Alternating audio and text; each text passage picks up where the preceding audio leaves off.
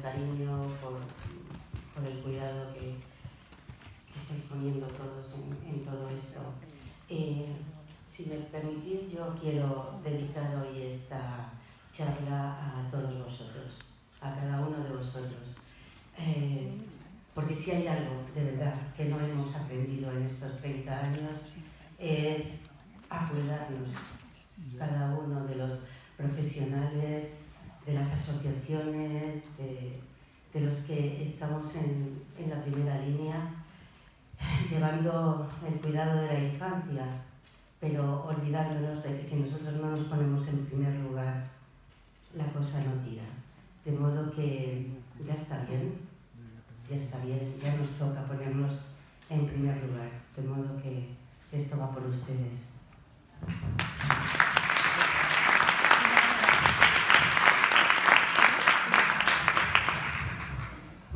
Vamos a hablar entonces, también os pido comprensión porque lo que hemos aprendido en estos 30 años lo voy a contar desde nuestro humilde ámbito de intervención que ha sido la clínica, de modo que seguro que hay cosas que se me van a escapar y que vosotros vais a completar con todas vuestras experiencias.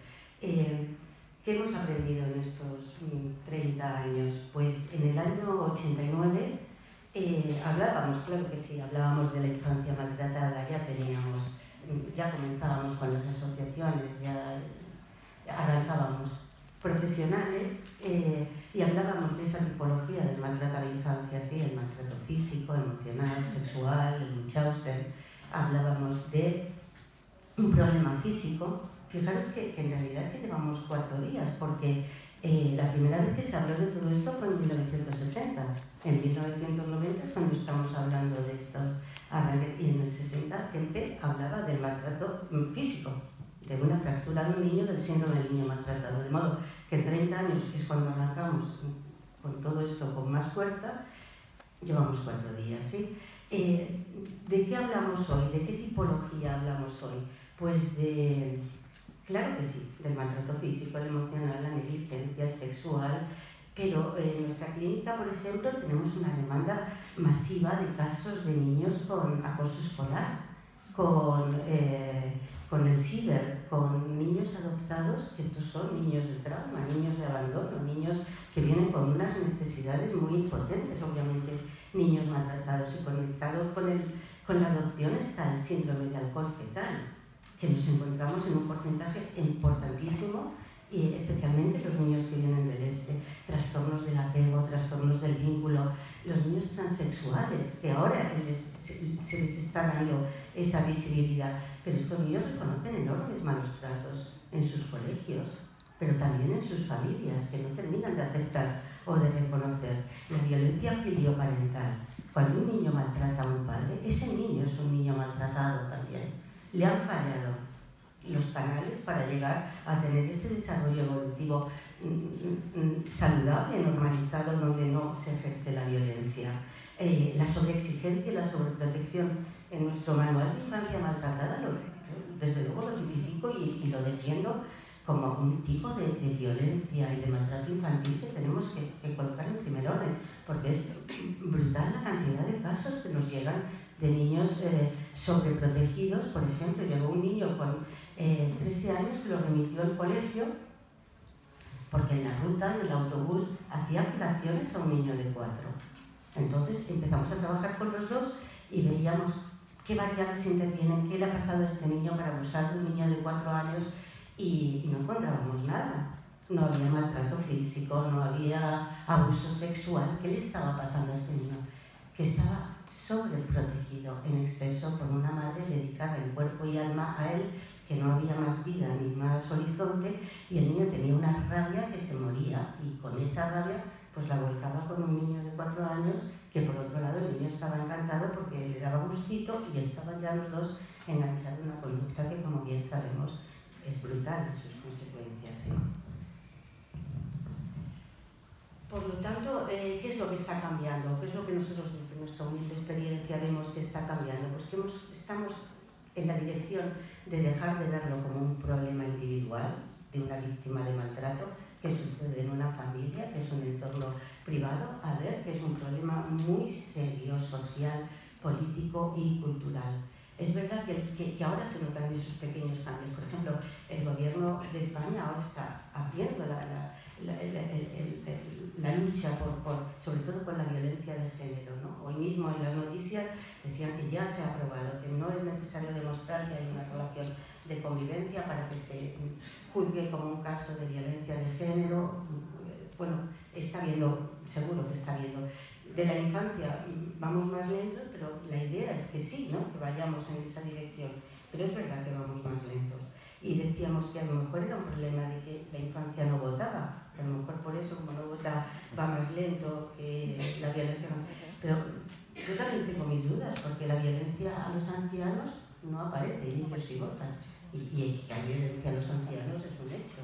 Hay una negligencia institucional, familiar, en muchos casos brutal. Entonces, no termino yo de entenderlo muy claro, pero es verdad que no avanzamos a la velocidad de lo que teníamos que avanzar, porque además, bueno, por ejemplo, ahora podemos hablar del abuso dentro de la Iglesia, pero esto no era de ninguna manera posible hace unos años. Cuando, por ejemplo, el otro día me decía una señora de 70 años, claro, esto tiene que ver también con una complacencia social, no solamente de la Iglesia o de los colegios o de las instituciones.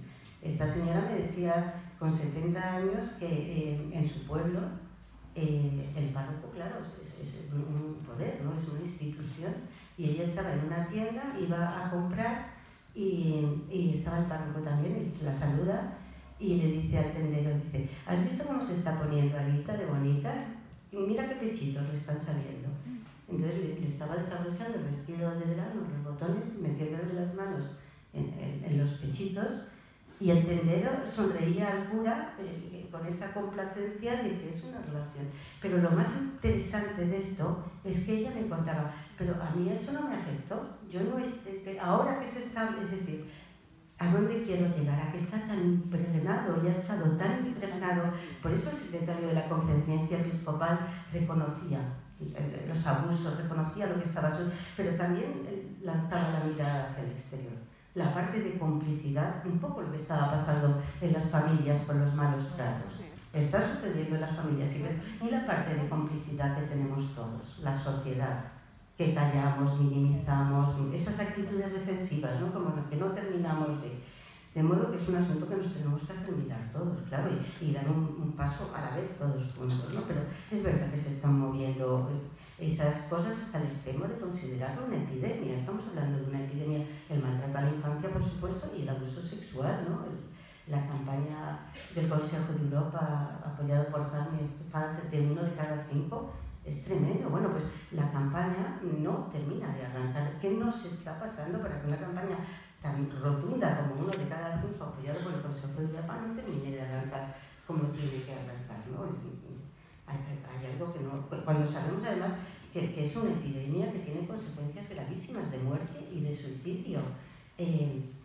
Yo, por ejemplo, no podíamos hablar del suicidio en la infancia. Recuerdo en un programa de radio íbamos a hablar del acoso escolar y nos pidieron que no habláramos del suicidio porque podíamos contagiar y contaminar y que la gente se animara. Vamos a ver, estamos locos. Tenemos que prevenir, vamos a informar, porque la información es lo que ayuda a la prevención, como hacen otros muchos países, campañas anuales de prevención del suicidio en la infancia, pero no era permitido, ¿no? Sin embargo, en algunos puntos sí que nos es permitido hablar con más claridad. Por ejemplo, hablando del abuso en la Iglesia, en un programa en televisión no había ningún problema en que yo contara que un paciente mío llegó con 30 años devastado porque entre los 9 y los 11 había sido abusado sexualmente por una monja en el internado. O sea, que vamos dando pasitos y vamos echando para atrás.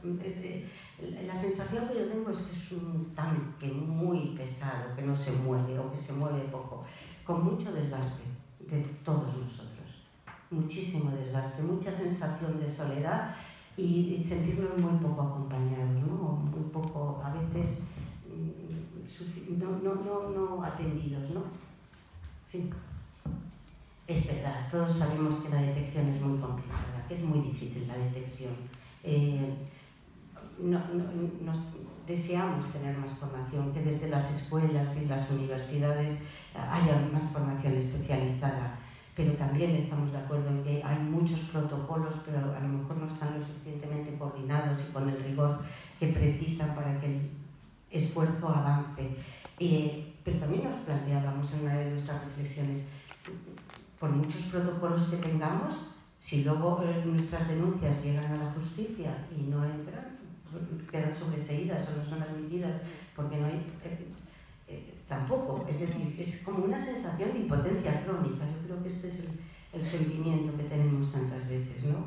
Y los profesores, por ejemplo, luego tendréis una mesa muy interesante donde se habla de esto, ¿sí? Como los profesores a veces también reconocen que ellos tienen esa formación o tienen esos conocimientos, pero muchas veces no lo detectan. Y eso sí, cuando lo detectan, informan o lo comunican por lo menos, pero el engranaje falla, no termina de verse, porque lo vamos a ver ahora en las estadísticas. Por ejemplo, sí, todo esto viene por un secretismo brutal. Por ejemplo, centrándonos ahora en abuso, en los casos que nosotros trabajamos en Novedol, el 70% de los casos de abuso es el padre. Sí. Y el 50% de los casos que trabajamos, sí, es antes de cumplir los 5 años. Como es lógico y nos lo dicen los abusadores, cuanto más pequeño, mucho más fácil. O sea, nosotros vamos a empezar lo antes posible. Si es en casa, mejor que si es fuera, porque es más fácil también tenerlo bajo control. Esa es un poco la sensación, ¿sí? Bueno, pues de acuerdo con el estudio último de Save the Children, ¿quién denuncia a las madres? Que en muchos casos las madres ya son apuntadas de sospechosas porque están en divorcio, proceso de divorcio, y hay un SAP seguro porque esta madre lo que quiere es alienar. Pero los responsables, que somos los centros educativos y los profesionales médicos y de salud, a por uvas, 13% los centros educativos con la cantidad de horas que pasan con los niños y 3,9% los médicos y psicólogos, o sea, un churro. Bueno, pues ¿en qué dirección vamos? En la dirección de que todos tenemos que estar formados, todos, pero tampoco es imprescindible que tengamos una formación cum laude. Tenemos que tener formación, tenemos que saber de qué hablamos, porque como muy bien decíamos ayer, es que además en un colegio tenemos que saber de una alergia, o tenemos que saber de una fractura, es decir, tenemos que tener una formación, pero además tenemos que tener esa línea continua de comunicación 24 horas, como sucede por ejemplo en Estados Unidos, donde tiras de teléfono y 24 horas tienes esa persona especializada que te asesora, que te acompaña, que no te deja solo. Porque tú lo que tienes que hacer es comunicar, punto, finito, nada más. La investigación la tienen que hacer los trabajadores sociales en el Centro de Protección de la Infancia. Pero sobre todo, te tienes que sentir acompañado, no te tienes que sentir vigilado, aterrorizado como nos está pasando. Ayer mismo, o sea, es que no descansamos ni un día. Ayer mismo nos llegó una carta de un padre, ¿verdad, Victoria? Que nos daba un ataque. De un padre porque, lo cuento muy rapidito, niño con acoso escolar, la madre viene aterrorizada porque el niño habla de suicidio y la madre dice que además tiene mucho miedo de traer a su hijo porque está separada del marido por violencia de género, lo ha denunciado y el marido no quiere saber nada de ella, además piensa que está loca como una cabra y que se está inventando lo del acoso escolar. El colegio apoya al padre y la madre está desesperada. ¿Qué hacemos? Porque supuestamente necesitamos la autorización del padre, pero nosotros entendemos que la protección de la infancia es un bien superior. Entonces decimos, bueno, está a puntito de salir la ley de las narices, que no termina de salir, pero en esa ley ya no es necesario tener la autorización del padre, como debe ser. Bueno, pero no termina de llegar. Tendríamos que ver qué es lo que pasa ahí. Entonces decimos, bueno, pues venga, tú firmas una autorización con nuestro protocolo de compromiso, donde tú te comprometes a informar al padre mientras nosotros vamos. Porque además la madre nos trae un volante del médico diciendo que este niño necesita atención. Y además trae una comunicación del colegio donde dice que o lo verbaliza la madre, que por el conflicto de divorcio que tienen, este niño tiene que ser visto. O sea, bueno, pues venga, con esto nosotros nos quedamos un poco más tranquilos y vamos a ver al niño. La madre informa al padre y le cuenta, mira, finalmente, dado que el médico dice esto, que no sé qué, hemos ido a Noguerol y carta del padre. ¿Os podéis imaginar el tono? Menos bonitas nos dijo de todo. Y además amenazándonos. Quiero saber el nombre, el número de colegiado, el número de evaluaciones que habéis hecho. He hablado con el colegio de psicólogos y nos han dicho que de ninguna manera podéis ver al niño. Estamos desprotegidos. Estamos amenazados. Es que no es de justicia, no es de justicia. Esto es una barbaridad, sí. Entonces, ¿de qué estamos hablando? Pues de tener una línea de apoyo 24 horas. ANAR tiene una atención a adultos que podemos hablar, pero necesitamos algo que no solamente hablemos, sino que ellos se encarguen de decir, mira, tengo esta sospecha, porque la ley nos obliga a la sospecha, no nos obliga a ninguna evidencia. Yo comunico en esa línea 24 horas y ya ellos arrancan, yo mando el protocolo y ellos arrancan haciendo toda la investigación. Sí, estoy trayéndome el modelo de San Francisco, por ejemplo, ¿no? Donde, bueno, ahí podamos todos avanzar. Pero es verdad que la dirección en la que vamos es todavía muy lenta, porque si ahora mismo nos vamos todos a la calle y hacemos una encuesta y preguntamos a la gente, ¿qué opinas de dar un cachete? ¿Es maltrato o no es maltrato? ¿A que sí? ¿A que el resultado va a ser un cambio? El otro día una amiga me decía, bueno, claro, Victoria, es que un cachete tampoco, no te pongas a rizar el rizo. Yo alguna vez le he dado un cachete a mis hijos y mira que bien me han salido, están estupendos. Digo, ¿y a tu perro también le das un cachete? Ah, no, a Puki no. Muy fuerte, ¿no? Bueno, ¿a quién beneficia el cachete? Porque luego su hijo va al cole y a lo mejor si tiene un problema le da un cachete a otro niño, porque es lo que han hecho en su casa, ¿no? Como no tiene importancia, pero no queremos que nuestros hijos lo transmitan a nuestros nietos. Alguna vez habrá que parar esta película, ¿no? En definitiva, que se trata de hacer grandes campañas nacionales de una vez por todas, hablando de que no es un problema privado, que es un problema público y que tenemos que avanzar todos juntos, ¿sí? Entonces, en esa dirección, os quiero presentar la campaña que está gestándose ahora, donde un equipo de profesionales nos reunimos también con el Departamento para los Derechos del Niño del Consejo de Europa, con Elda Moreno, para ver las medidas a impulsar en la protección del abuso sexual. Bueno, se reunieron expertos de entidades, universidades, Madrid, Barcelona, País Vasco, asociaciones de víctimas, organizaciones especializadas, FAMI. Bueno, en la reunión inaugural había más de 80 participantes.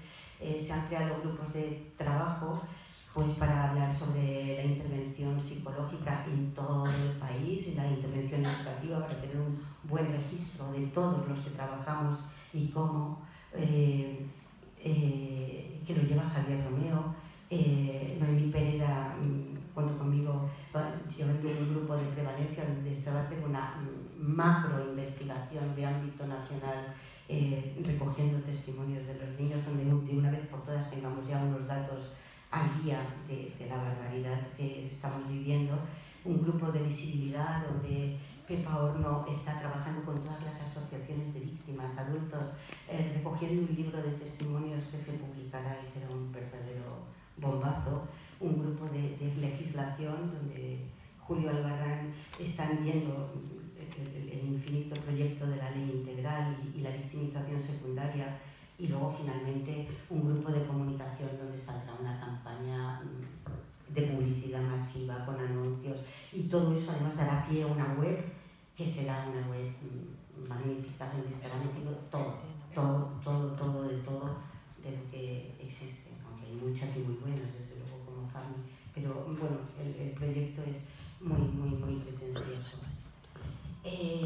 Se conecta, además, coincide en el tiempo, porque es verdad que se están dando pequeños empujones a nivel global.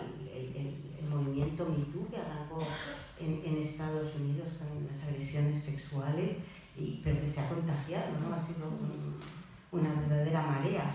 Y en España la manada ha provocado unos movimientos, unas manifestaciones de ya está bien, o sea, ya vale, ¿no? Ya vale de minimizar, de ridiculizar, de tomar el pelo en algo tan dramático como es la violencia y el maltrato, ¿sí? Entonces, bueno, James Joyce lo menciono porque me parece que un autor que habla de su propia historia de abusos, un músico interesante que se instala en España y empieza a sacar artículos y artículos y artículos hablando de que ha conseguido una reunión con Pedro Sánchez. Ayer mismo sacaba Pedro Sánchez un tuit reconociendo el abuso sexual en los colegios, perdón, en el deporte, y comprometiéndose el gobierno a arrancar la denuncia de todo ello. Bueno, vamos paso a paso, ¿sí?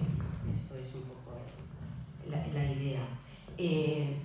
Bueno, estamos viendo lo que se va moviendo poquito a poco. ¿Qué es lo que se mueve menos? Los juzgados. Es una losa potente. El 70% de las denuncias no son juzgadas, de acuerdo con el informe de Save the Children. 8 meses para la evaluación. En los casos nuestros, por ejemplo, en CIAS que están desbordados. Los niños declaran 4 o 5 veces en procesos que duran 3. El niño se lo cuenta al profesor, pero luego tiene que ir al psicólogo, cuéntame qué ha pasado. Y luego va al policía, cuéntame qué ha pasado. Y luego el trabajador, cuéntame qué ha pasado. Y luego llega al juicio y en el juicio se encuentra como nos pasó el otro día, que está basada en una declaración y una niña de 9 años abusada por su padre, que el padre, el profesor de un colegio, había sido denunciado por las alumnas por abusar de ellas. El profesor es sentenciado 20 años, no sé cuánto, una barbaridad, y después la hija habla de que ella también había sido. Por supuesto había sido, claro que sí. Nosotros la acompañamos en la declaración y le preguntan, a ver, ¿cuántas veces ha abusado tu padre de ti? La niña nerviosa, no lo sé, no me acuerdo.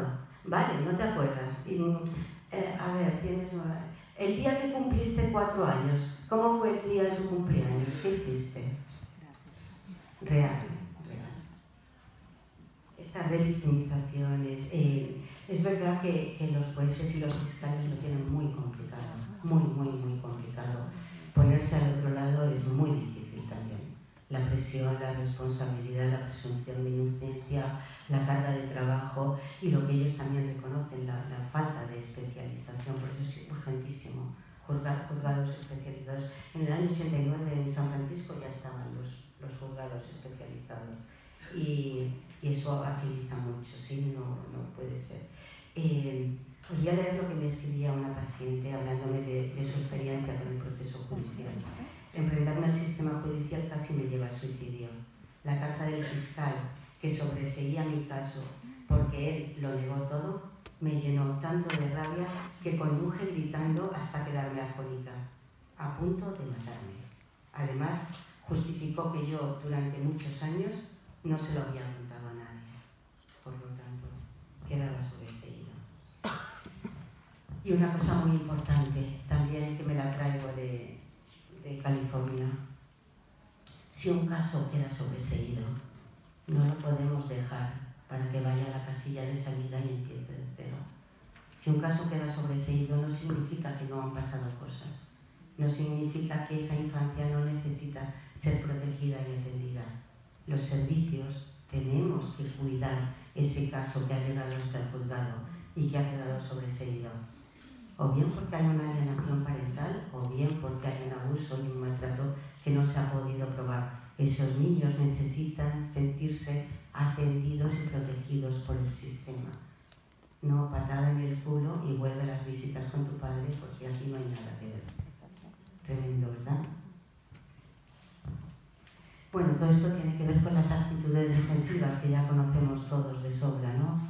El negar, minimizar, el no terminar de ver. ¿Por qué? Porque tenemos miedo.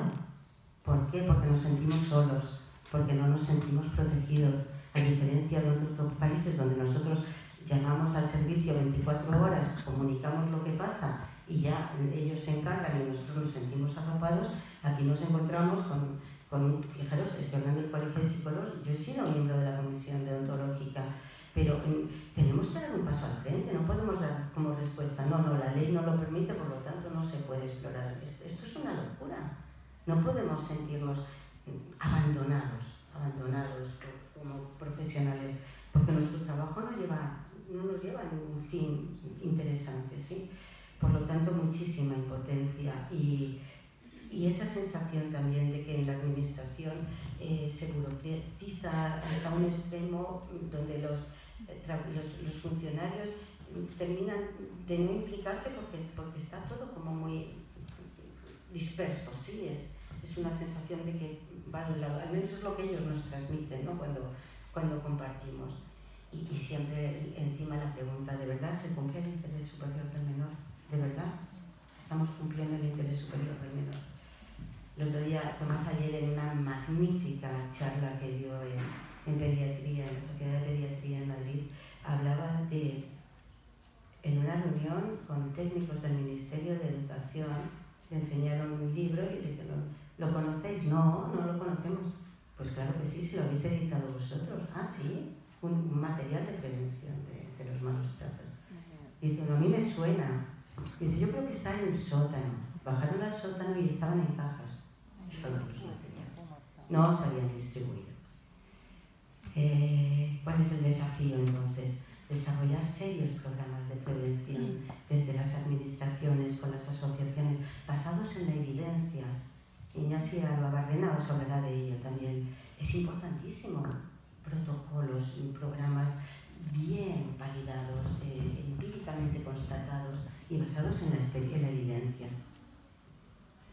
Bueno, entonces, ¿qué propongo rápidamente?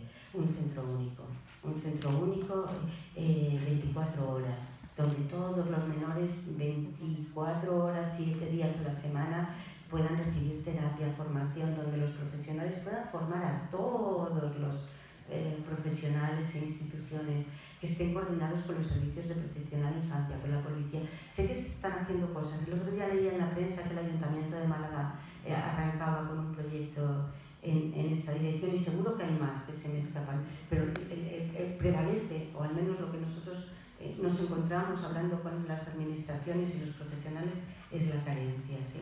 Donde se haga una intervención en crisis y donde además vaya todo dirigido no solamente a los niños, sino también a las familias, ¿sí? Eso por un lado, que puede estar coordinado en uno de los hospitales de referencia, y luego ese servicio 24 horas dependiendo del Departamento de Protección a la Infancia en cada comunidad, donde el profesional tiene la línea de atención y de información que necesita, donde además comunico la sospecha y ya se pone en marcha toda la maquinaria y yo me relajo para seguir trabajando con mis niños y con mis familias, pero saliendo de una situación que nos ayude, ¿sí? En definitiva, ¿de qué estoy hablando? Del trauma secundario del profesional. Si hay dos grandes mensajes que yo quiero transmitiros hoy, uno es el trauma de los profesionales y dos, escuchar a la infancia, que lo vamos a ver ahora mismito. ¿Y qué es ese trauma secundario del profesional? Pues vamos a ver, si estamos trabajando con infancia maltratada, tenemos una sobreexigencia añadida. Me gustó mucho Karma ayer que hablaba de trabajamos con material altamente tóxico. Radioactivo, es verdad, radioactivo. Más fuerte todavía. Trabajamos con material radiactivo, gracias. Es tremendo. Y esto que provoca, queme profesional, burnout, pero nos ponemos en primer lugar, demandamos la atención y el cuidado que necesitamos por estar trabajando donde estamos trabajando, o seguimos siendo chicos de buena voluntad que tiramos con todo y podemos con todo. No, hasta aquí hemos llegado. No, hasta aquí hemos llegado. Ya nos toca, ya nos toca. ¿Ves? Así lo lleva haciendo mucho tiempo. Hay esos encuentros anuales que se van a un monasterio idílico y aprenden y trabajan el autocuidado. Una cosa es que nos cuidemos nosotros y otra es que la sociedad nos cuide. Y esto lo tenemos que exigir. No es un capricho, es un derecho. Y lo tenemos que exigir ya. ¿No? Tenemos que salir de esa habilidad social que tenemos todos y empezar a demandar lo que somos, profesionales comprometidos con la infancia. Pero no nos podemos comprometer nosotros y el resto por iguas. Esto no funciona.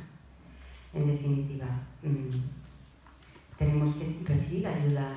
Una amiga que trabajaba en Londres en un centro de agresores sexuales, en la misma institución, tenían la terapia, iba incluida, ¿sí? Es verdad que para estos trabajos, lo decía María, para estos trabajos se tiene que exigir también ese trabajo de formación personal. Por ejemplo, en Estados Unidos, en el doctorado de psicología, para conseguir el doctorado tienes que acreditar un año de terapia. Si no has hecho tu año de terapia, no hay doctorado. Entonces, aquí, por un lado, nos tenemos que exigir nuestro cuidado personal y nuestro trabajo y formación personal, y también que haya no tantos test o tantos currículum que presentar. ¿Cómo está nuestra inteligencia emocional? ¿Cómo está nuestra empatía? ¿Cómo está nuestra sensibilidad? ¿Cómo está nuestra capacidad de ponernos a resolver? Porque si soy frío y no tengo esa inteligencia emocional, a lo mejor me tengo que dedicar a los ordenadores, pero no a la infancia y a sus familias, con toda la tralla que tienen. Bueno, sería otra de las. Y la otra patita, ¿no? Y ya con eso voy agilizando, escuchar a la infancia. Asher Benari me gusta mucho porque él dice que seguramente los diseños que hacemos, los enfoques y las líneas de trabajo que hacemos, lo hacemos desde nosotros, los adultos, desde nuestros intereses y desde nuestras actitudes defensivas. Pero tenemos que escuchar a la infancia, que es lo que nos dicen ellos. Nosotros en la clínica les preguntamos, hablamos, siempre tenemos muy en consideración lo que ellos nos dicen. Y me decía un niño, lo cuento rapidito, vienen los padres con el niño porque es violento en el colegio, es un niño muy agresivo, y entonces venían para que trabajáramos la agresividad del niño. Y nos dice, no entendemos por qué es esto, porque vive como un rey, no tiene hermanos, tiene de todo. Te puedes imaginar cómo está su cuarto, de juguetes, de ordenadores, lo tiene todo. Y sin embargo, en el colegio nos dicen que es increíble lo violento que es. Así que nada, aquí te lo traemos para que nos lo pongas bien. Y le preguntamos al niño y nos dice, es que no se entera. En casa no hay quien viva. El abuelo maltrata a mi madre tiene miedo al abuelo, mi padre no quiere saber nada, el abuelo me odia, me insulta, pasa de mí, me pega, mi madre no dice nada. Claro que necesita ayuda, pero mis padres no quieren mover nada porque nos da mucho dinerito. Ya está la terapia, o sea, él nos ha dicho claramente, por lo tanto tenemos que escuchar a los niños, ¿no? A veces te dice un niño, mira, el niño del acoso, también le decía a Victoria en una sesión que lo que teníamos que hacer era trabajar con su padre, trabajar con su madre, y no, hay que escuchar a los niños porque ellos saben. Decía otro niño, fíjate cómo está funcionando esto, que ahora se miran a los ojos. Es que saben mucho, es que saben mucho. En definitiva, hay que escucharles. Y luego también en esa dirección comprender que el maltrato no es para la infancia o es para la familia, es que es para toda la población. Es una inversión para nuestro futuro y por lo tanto es la mejor inversión, porque estos van a ser los adultos del futuro. Y si conseguimos que nuestro futuro sea una sociedad mentalmente más sana, desde luego habremos conseguido algo muy interesante. Bueno, ahora vamos a ver lo que sí hemos avanzado. ¿Qué hemos avanzado en diagnóstico? Hemos avanzado en tratamiento. Tenemos unas técnicas de intervención de última generación tremendo. En diagnóstico, fijaros todo lo que sabemos de consecuencias tremendas, ¿no? Nos vamos a centrar en el espectro del estrés postraumático, que es donde verdaderamente identificamos el trauma que tiene la infancia. Pero el trastorno límite antisocial, los estados de ánimo, la depresión. El trastorno de estrés postraumático, lo conocéis seguramente, pero bueno, lo voy a pasar muy rapidito. Cuando alguien vive una experiencia traumática de la que no puede escapar, tiene que organizar unos mecanismos para poder sobrevivir, ¿sí? Imaginaros un accidente de coche, un terremoto, un secuestro, un maltrato en la casa, unos abusos sexuales. Es una experiencia de la que no puedes escapar, ¿no? Es la sensación de que te has quedado atrapado. Dicen las investigaciones y nuestra experiencia que si esa situación traumática además está provocada por la mano del hombre, por la intencionalidad del hombre, va a ser mucho más traumático. No es lo mismo salir de un terremoto que salir de un abuso sexual, ¿sí? Es en tu casa de lo que no puedes escapar. Por lo tanto, este trastorno de estrés postraumático se caracteriza por tener una reexperimentación continua, pesadillas, fijaros el dibujo que hizo uno de nuestros niños, esos recuerdos intrusivos, los flashbacks, que te quedas rayada y luego hablas con la profe y te dice no, si la mía está muy bien, no da ninguna guerra, es una mía muy buena. Bueno, está en la Luna de Valencia con frecuencia. Estar en la Luna de Valencia a lo mejor para un profesor es algo irrelevante. Por eso es bueno ponerse las gafas los profesores también, porque estar en la Luna de Valencia significa estar en un pensamiento recurrente. Si tu padre ha estado metido en tu cama por la noche, ¿cómo demonios te vas a concentrar en una ecuación? No puedes. Entonces, es esa sensación de angustia de no poder escapar, ¿sí? Y luego los síntomas de evitación. Como una niña, si su papá abusaba de ella en el coche cuando la recogían, y es un coche rojo, la niña cuando ve el coche rojo sale corriendo, evita el recuerdo del trauma, ¿no? Y te desconectas también. Y tienes amnesia y la memoria se borra. Y además tienes esa sobreactivación, ¿no? Estás inquieta, la amígdala está activada, estás inquieto, tienes insomnio, tienes preocupación, estás hipervigilante, tienes muchísima ansiedad, eres un trasto, no te soportan, es un niño horroroso. Este niño, a ver cuándo se calma ya, pero no tenemos las gafas para ver que ese niño nos está hablando y dice, por favor, atenderme, que tengo un estrés postraumático de caballo y no salgo adelante, ¿sí?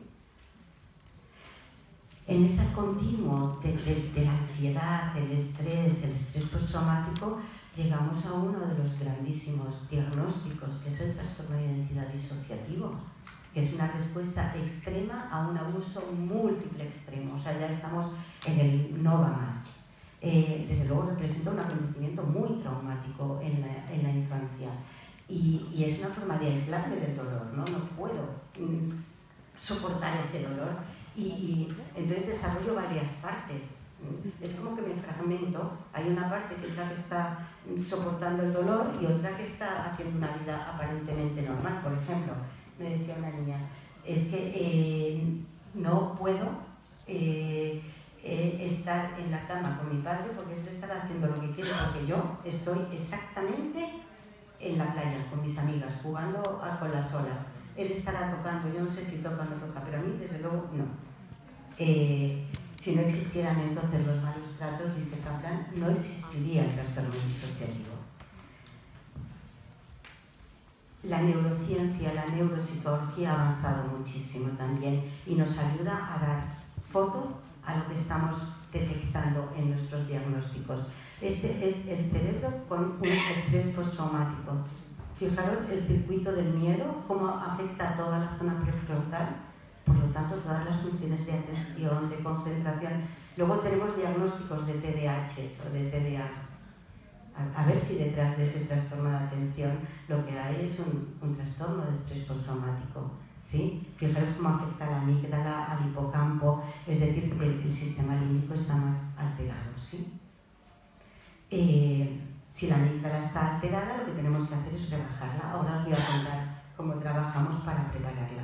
Mirad este cerebro de un bebé de 6 semanas normal y un cerebro de un bebé de 6 semanas con síndrome de alcohol fetal. ¿Cómo el colegio exige lo mismo a un cerebro que a otro? ¿Cómo exigimos lo mismo a unos niños que a otros? Ya nos vale. Bueno, os voy a presentar al equipo. Sí, el equipo son unos cracks, de verdad, y son guapos. por fuera y sobre todo por dentro.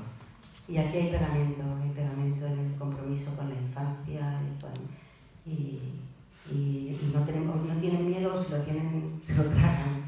Pero sí, señor, es un equipazo. Trabajamos con dos áreas muy interesantes. Por un lado, regular el sistema nervioso central y por otro lado, integrar las experiencias traumáticas. Trabajamos con los niños y con los adolescentes y con los adultos víctimas de malos tratos y de abusos, pero trabajamos también con los niños que abusan, con los niños que maltratan, con los adultos que abusan, con los que maltratan, porque si atendemos a todos, porque todos son víctimas de lo mismo. Y si queremos solucionar, tenemos que resolver en todo, no quedarnos solamente por una parte, porque si no el problema se sigue manteniendo. ¿Y cómo hacemos esa regulación? Pues por un lado trabajamos con técnicas de neurofeedback para regular a través de una gimnasia cerebral y preparar el cerebro para poder trabajar mejor la experiencia traumática, y luego trabajamos con las técnicas de última generación, con la cognitiva conductual y el MDR. ¿Qué es el neuro? Pues es un juego de ordenador conectado con las ondas que nosotros queremos regular, las que están más excitadas, por supuesto inocuo y muy validado empíricamente, donde nos da una información sobre las ondas que estamos regulando. ¿Qué tiene el juego de ordenador? Que motiva muchísimo al adulto o al niño, porque vas a conseguir puntos y mover el cochecito si tu onda está haciendo la gimnasia. Si te has despistado, te has desconcentrado, te has activado, no mueves el cochecito y en definitiva es un muy interesante recurso. Y luego trabajamos también con MDR, que es una técnica de última generación validada por la Organización Mundial de la Salud como técnica de interés para el estrés postraumático, donde trabajamos con ese material perturbador, con todas esas experiencias traumáticas que se han quedado aquí, atascadas, que el cerebro no ha podido hacer la digestión y que tenemos que reprocesar, sacarlas fuera, meter pensamientos positivos, que todo esto lo hace el sujeto, nosotros solo acompañamos, y que le da una sensación de libertad, de haber dejado el trauma en el pasado, que no me acompaña con esos flashbacks en el presente y que me estimula para continuar adelante, ¿sí? En definitiva, ¿qué os proponemos? Pues lo que ya sabéis, coordinarnos, porque ahorramos tiempo, ahorramos energías y sobre todo nos sentimos acompañados. Terminar con la soledad del profesional y escuchar a los niños. Este congreso es el resultado de mucho cariño, porque no hay nada más que ver quiénes están detrás, con mucho esfuerzo, y donde aquí estáis y estamos los profesionales, las instituciones, las asociaciones, y donde queda claro que cada uno de nosotros, todos nosotros, hacemos lo mejor que podemos. Y queda claro además que cada uno de nosotros necesitamos hacerlo mejor. Muchísimas gracias.